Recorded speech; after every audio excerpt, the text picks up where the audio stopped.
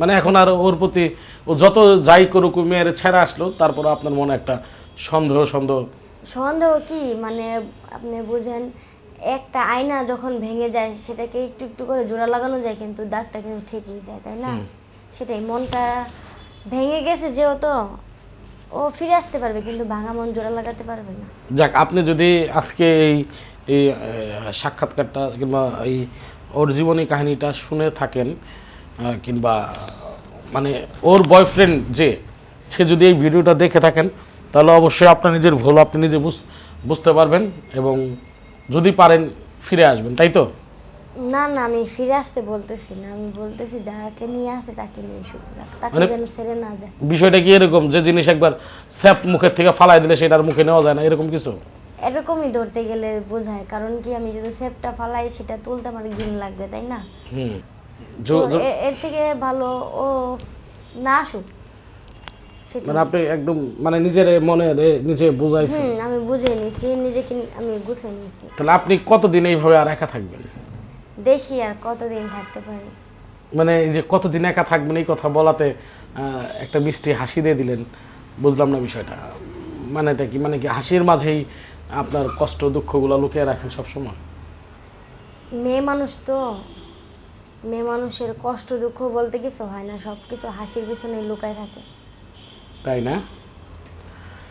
আসলে মেয়েদের বুক ফাটে তো মুখ ফাটে না, এরকম একটা ঘটনাই মানে আপনার কাছ থেকে আমরা জানতে পারলাম, আমরা শুনতে পারলাম। কথাটা শুনে খুব কষ্ট লাগলো। তো ওনার সাথে তো মনে হয় আপনার অনেকগুলো বসন্ত কেটেছে, অনেকগুলা ঈদ পার করেছেন। বললাম কি, আমরা একদিন মানে ক্লাস 3 থেকে তো পড়াশোনা করতাম একসাথে, ও স্কুলে না গেলে আমি যেতাম না, আমি স্কুলে না গেলে ও যেত না। সামনেই তো ঈদ আসতেছে, তখন কি তার কথা মনে পড়ে না, পড়বে না আপনার? মনে পড়লে কি করব, মনে করব যে অন্যান্য পোলাপানদের সাথে যেমন আর খেলাধুলোয় তো সেমন ছোটকালই কেটে গেছে, তাই না? আচ্ছা, তো মানে তার জন্য আপনি হাত কয়বার কাটছেন? না না, হাত কাটবো কেন? হাত কেটে কি ভালোবাসা প্রকাশ হয়? প্রকাশ হয় না? হাত পা নিজেকে আঘাত করে কখনো ভালোবাসা প্রকাশ হয় না। সেটা তো যারা করে তারা হচ্ছে বোকা মনে করে, নিজের ক্ষতি করে। নিজের ক্ষতি করে কি আর কোনো লাভ হয়? আরে বলেন কি আপনি, মানে আমরা তো দেখি ফেসবুক কিংবা ইউটিউবে, হ্যাঁ, যে ছেঁকা খায়া দেখা হয়ে গেলে হাত কাটে পা কাটে। না, হাত পা কাটা সেটা কোনো না, মানে সমাধান না। হাত পা কাটা সেটা কোনো সমাধান না। সমাধান হচ্ছে কি আপনার নিজেকে সংশোধন করা। আচ্ছা, আমি হাত পা কাটবো এর মানে যে ওকে খুব ভালোবাসি তা না। আমি নিজেকে যদি সংশোধন করি তার মানেও হচ্ছে যে ওকে ভালোবাসি, তাই না? তাই? আচ্ছা, আপনার কথাগুলো আমরা খুব সুন্দরভাবে বুঝতে পারলাম। আপনি যে এত অল্প বয়সে নিজের এই একটা ভাবে সম্পর্ক করলেন, ছোট্ট বয়সে সেই সম্পর্কটা ব্রেকআপ হয়ে যাওয়ার পরে আপনি নিজেকে যে কোনো মানে খারাপ কিছুর সাথে জড়ায় ফেলেন নাই, এটাই আমি মানে ভেবে কিংবা শুনে অবাক হয়ে গেলাম। কারণ বর্তমান যুগের ছেলেমেয়েরা যদি ব্রেকআপ হয়ে যায়, তারা বিভিন্ন সময় বিভিন্ন নেশায় যুক্ত হয়ে যায়, অনেকে হাত পা কাটে। তো আপনার হাতটা কি দেখাই দিবেন যে আপনি ওই অরিজিনালি হাত কাটেন নাই? না না, হাত কাটবো কেন? হাত কাটিনি। হাত কাটেন নাই, শিওর? দর্শক, আসলে ওনার যে জীবনের গল্পটা এটা অরিজিনালি সত্যি গল্প, কারণ উনি যে কয়েকটা কথা বলছেন সবই সত্যি বলছেন, তাই তো?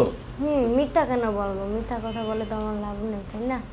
আচ্ছা, আর দর্শকদের উদ্দেশ্যে আমি একটা কথা বলবো, যে যাকে ভালোবাসবেন দয়া করে মন থেকে ভালোবাসবেন, কারো মন নিয়ে ছলনা করবেন না, কারণ মন ভাঙা ঠিক না।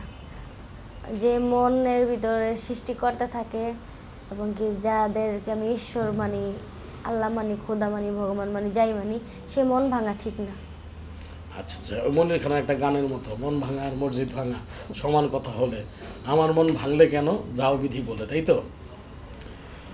আচ্ছা দর্শক, আমরা আজকের মতো আপুকে নিয়ে এখানে আসছি। আপুর যে জীবনের যে ব্রেকআপের কাহিনী সেটা আমরা পুরোটাই আপনাদের মাঝে শেয়ার করলাম এবং তুলে ধরলাম। তো আজকে মতো এখানে আসছি, আগামীতে আবারও আসবো আপুর জীবনে অন্য কোনো কাহিনী নিয়ে। তো সেই বন্ধু সকলেই ভালো থাকবেন, সুস্থ থাকবেন, আল্লাহ হাফেজ।